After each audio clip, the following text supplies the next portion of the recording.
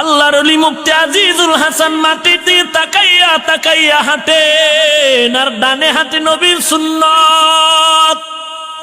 মুফতি আজিজুল হাসান রহমাতুল্লাহ আলাইহি রাস্তা দিয়ে চলতেছেন, আর অপর দিক দিয়ে রাস্তার ফাঁকে এক পার্শ্ব দিয়ে একটা যুবক আর যুবতী প্রেমের আলাপ করতে করতে আসতেছে।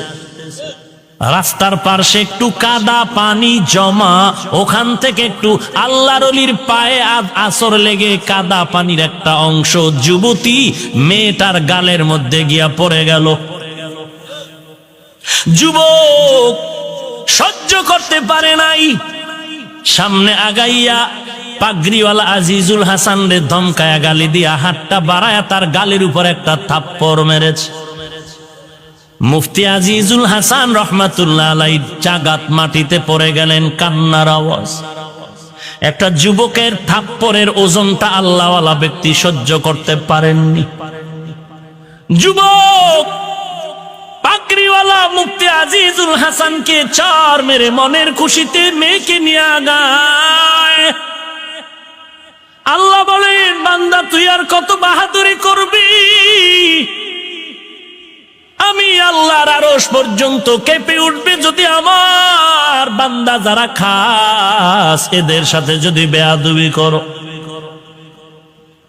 আমি আল্লাহ যাদের সম্মান দিব তুই জিন্দেগিতে তাদের সম্মান নষ্ট করতে পারবি না। যদি হাতটা বাড়াও তোর হাত বাঁকা হয়ে যাবে।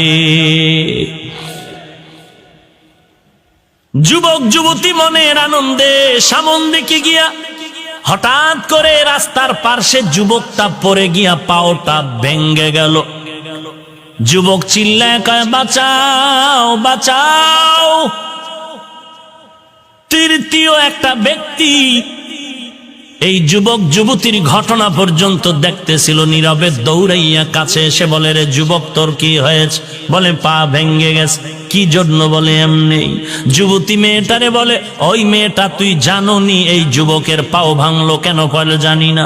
বলে ওই যে এক পাগড়িওয়ালারে থাপ্পড় মেরে রাস্তায় ফালায় দিয়েছে এই যুবক, কারণটা কি চিনো পাগড়িওয়ালারে? কয় না চিনি না। বলে আমরা জানি, আমাদের এলাকায় সবাই তারে বড় হুজুর বলে ডাকে।